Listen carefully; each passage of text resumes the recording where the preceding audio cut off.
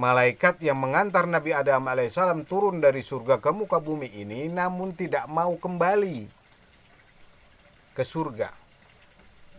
Berbeda dengan Jibril alaihissalam, Mikail alaihissalam, dan Ijrail alaihissalam. Kembali ke surga, kembali ke atas, kembali.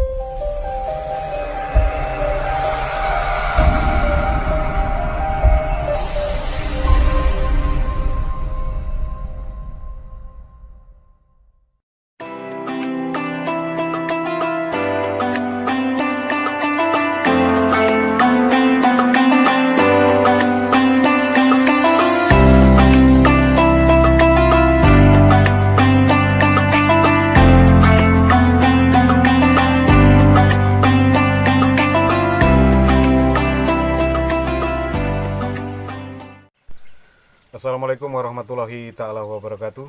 Salam rahayu para pemirsa sedulur beriman dimanapun berada. Kali ini di momen kesempatan yang berbahagia ini di hari yang sangat indah dan cerah, saya Pak Guntur akan mengupas, mewedar kajian soal malaikat pengawal Adam alaihissalam turun ke bumi yang berbelot. Siapakah beliau? Pada saat diturunkannya atau berbuat sesuatu di alam surga, Nabi Adam alaihissalam dan Ibu Siti Hawa alaihissalam memakan buah khuldi yang hakikatnya juga itu kelak akan insya Allah akan wedar. Apa arti dari buah khuldi? Karena bujuk rayu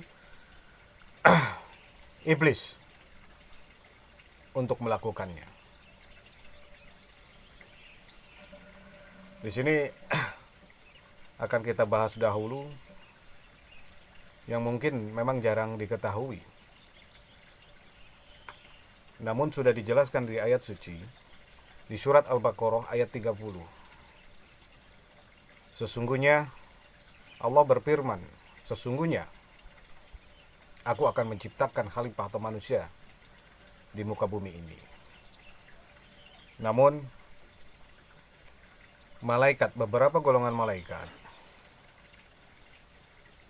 bertanya, "Ya Rab, mengapa engkau hendak ciptakan khalifah atau manusia di muka bumi ini yang berbuat kerusakan dan saling menumpahkan darah?" Lalu Allah berfirman, sesungguhnya aku lebih mengetahui apa yang tidak engkau ketahui. Nah, berdasarkan rujukan ayat Al-Baqarah, surat Al-Baqarah ayat 30 tersebut, pada saat malaikat mulai dari Jibril, Mikail, Ijrail, dan satu lagi yang tidak disebutkan, mengawal turun Nabi Adam alaihissalam ke muka bumi, yaitu Idajil. Idajil inilah yang protes kepada Allah, "Ya Rabb Azza wa Jalla." Saat Allah berfirman, sesungguhnya aku akan menciptakan khalifah manusia di muka bumi ini. Hingga Idajil ini golongan malaikat yang bertanya, "Mengapa engkau ya Rabb akan menciptakan khalifah manusia di muka bumi ini, di muka bumi yang hanya berbuat kerusakan dan saling menumpahkan darah?" Hingga Allah berfirman menjawab pertanyaan golongan malaikat Idajil tersebut, sesungguhnya aku lebih mengetahui apa yang tidak engkau ketahui. Nah, berdasarkan surat Al-Baqarah ayat 30 tersebut, di sini ingin dijabarkan, Idajil itu sesungguhnya golongan malaikat yang berbelot, tidak kembali lagi ke surga pada saat mengawal, membawa turun Nabi Adam alaihissalam ke muka bumi ini karena kesalahan, karena dosa yang telah dilakukannya dengan Siti Hawa atas bujuk rayu iblis. dikawal oleh 4 malaikat, golongan malaikat Jibril alaihissalam, Mikail alaihissalam, Ijrail alaihissalam, dan Idajil alaihissalam. Saat turun ke muka bumi dan telah mengawal Nabi Adam alaihissalam hingga ke bumi, turun ke bumi, malaikat yang lain kembali lagi ke atas, ke surga. Hanya sekedar mengawal. Tetapi malaikat Idajil alaihissalam dengan melihat keindahan alam ini tergoda. Mengapa? Dengan bahasa firman Allah, aku mengetahui apa yang tidak engkau ketahui. Dan begitu juga melihat keindahan alam muka bumi ini. Hingga Idajil alaihissalam, malaikat Idajil alaihissalam bermohon kepada Allah Subhanahu wa taala Azza wa Jalla, ya Rabb, izinkan aku tidak kembali lagi ke surga. Aku ingin menetap di muka bumi ini. Aku ingin merasakan apa yang dirasakan manusia. Karena engkau maha pengampun. Begitu juga engkau mengampuni Adam alaihissalam dan Ibu Siti Hawa alaihissalam. Akhirnya Allah berfirman, kurustui engkau Idajil alaihissalam, kuberikan kau kesempatan hidup di bumi sebagaimana layaknya manusia, sebagaimana khalifah yang kuciptakan, yaitu Adam alaihissalam dan Ibu Siti Hawa.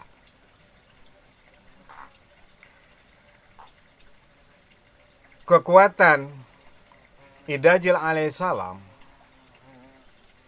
itu merasuki keinginan-keinginan manusia yang fana. Cita-cita, keinginan,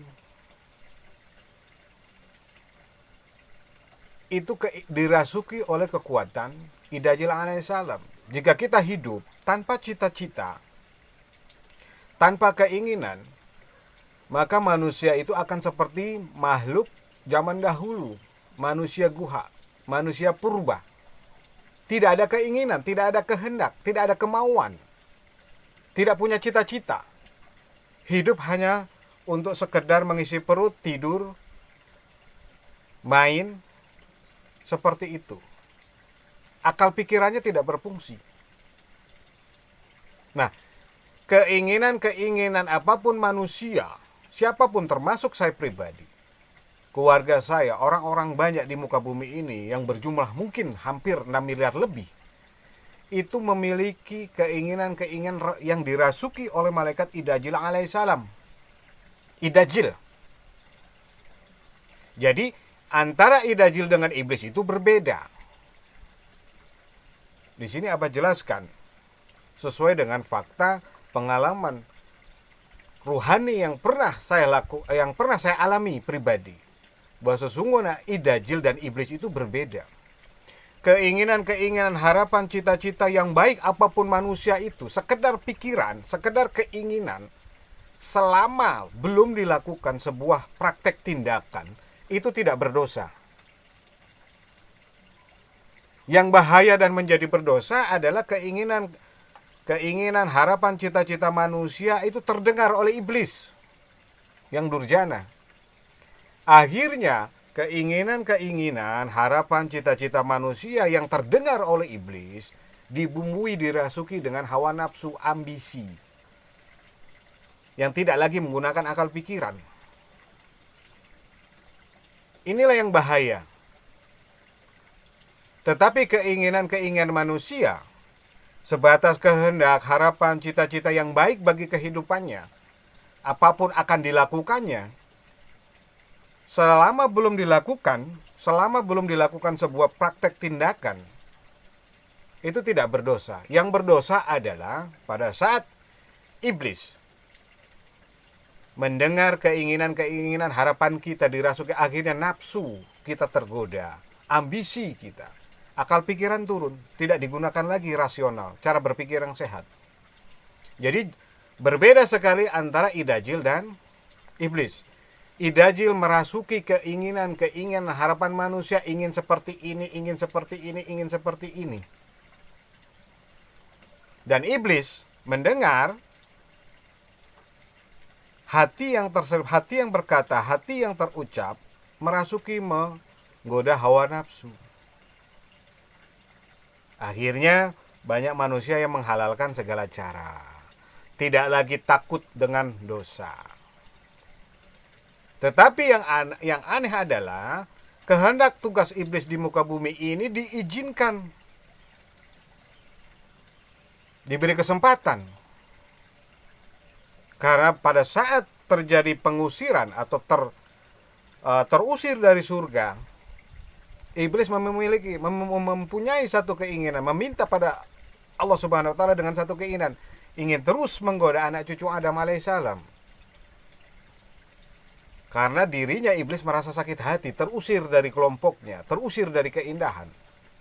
Ingin mengajak anak cucu Adam sebanyak mungkin agar hidupnya sesat dan menyesatkan. Maka jangan heran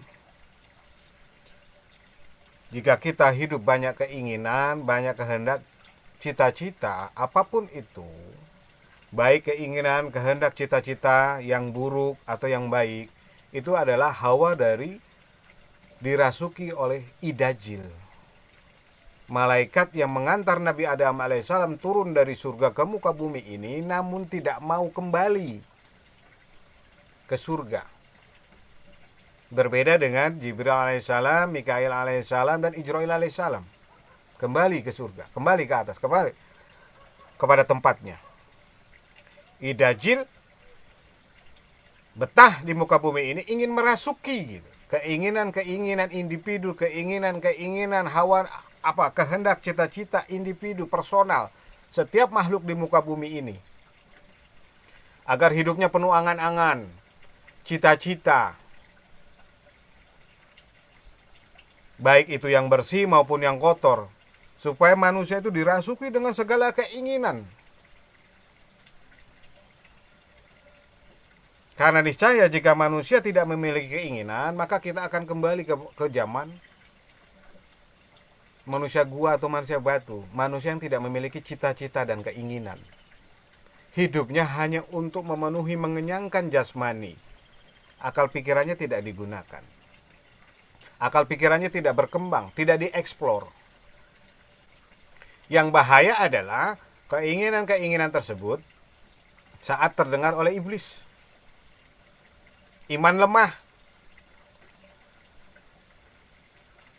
ketakwaan berkurang, istiqomah tidak ada, mahabbah pun begitu. Maka jangan heran manusia di muka bumi ini banyak yang menghalalkan segala cara. Padahal kebaikan dan kebajikan hidup itu sudah diajarkan, sudah diturunkan agar manusia itu selamat dan saling menyelamatkan. Sebagaimana pertanyaan malaikat idajil, mengapa engkau ya Rab akan menciptakan khalifah manusia di muka bumi ini yang hanya menumpahkan darah dan berbuat kerusakan? Karena malaikat tidak tahu apa rencana Allah Subhanahu wa taala azza wa jalla terhadap keturunan Nabi Adam alaihissalam. Jadi sangat kontradiktif, sangat kontras perbedaan idajil dan iblis. Idajil merusak, mempengaruhi hawa nafsu, keinginan-keinginan hidup manusia. Ingin ini, ingin ini, ingin ini. Banyak memiliki cita-cita. Terkadang peribahasa bagaikan pungguk merindukan bulan. Tidak ada kemampuan, tidak ada talenta, tapi memaksakan diri, memaksakan kehendaknya, hingga iblis masuk merasuki ambisi hawa nafsu. Akhirnya manusia melakukan segala cara, menghalalkan segala cara di muka bumi ini. Na'udzubillahi min dzalik. Maka dari itu, mari saya menasihati diri saya pribadi. Juga sekiranya sedulur beriman semua dimanapun berada, yang selalu Allah muliakan, yang selalu dirahmati Allah Subhanahu wa taala azza wa jalla. Kita selalu mengedepankan akhlakul karimah, kemuliaan-kemuliaan hidup terhadap sesama, memperkuat keseimbangan hukum hablum minallah dan hukum hablum minannas, agar kita selamat lahir batin, selamat di dunia dan akhirat. Semoganya kajian soal Ad-Dajjal sebagai malaikat yang mengantarkan Nabi Adam alaihissalam bersama Jibril alaihissalam, Mikail alaihissalam, dan Israil alaihissalam ini menjadi sebuah pencerahan bahwa sesungguhnya Ad-Dajjal dengan iblis itu sangat berbeda. Ad-Dajjal golongan malaikat yang berbelot, tidak mau kembali lagi ke surga pada saat mengantar Nabi Adam alaihissalam turun ke muka bumi. Ingin hidup merasakan seperti apa manusia, karena manusia segalanya diampuni meskipun banyak berbuat dosa. Merasuki sifat-sifat manusia, keinginan, angan-angan, cita-cita, hingga iblis merusak pondasi keimanan kita. Hawa nafsu, ambisi, keserakahan, kesombongan, ujub, ria, merasa diri lebih suci, merasa diri lebih benar, merasa diri lebih baik dari yang lain. Jika kita berakhlak seperti itu, sesungguhnya kita tidak beda dengan Ad-Dajjal. Kita tidak beda dengan iblis. Semoganya di momen yang berbahagia ini, dengan kajian soal malaikat yang berbelot ingin menjadi penghuni bumi ini, Ad-Dajjal yang disebut Ad-Dajjal menjadi sebuah pencerahan agar kita hati-hati dalam berkeinginan, berkehendak, karena sesungguhnya iblis akan terus meracuni, memasuki sifat-sifat hawa nafsu manusia agar tidak taat, agar tidak soleh, agar terus membangkang menjadi sifat hewani yang alami, meskipun diberikan akal pikiran, supaya terus berbuat kerusakan akidah, moral, dan keimanan. Semoga kita selalu dalam lindungan Allah Subhanahu wa taala, diberikan kesehatan, keberkahan, kerahyuan, kemakmuran, kesejahteraan, dan kebahagiaan bersama keluarga, dan menjadi golongan orang-orang yang benar-benar bertakwa. Amin ya rabbal alamin. Kiranya demikian. Mohon maaf jika ada tutur kata yang salah atau luput, mohon dimaklumi, karena sesungguhnya manusia itu gudangnya dosa, salah dan hilaf. Assalamualaikum warahmatullahi taala wabarakatuh. Salam rahayu.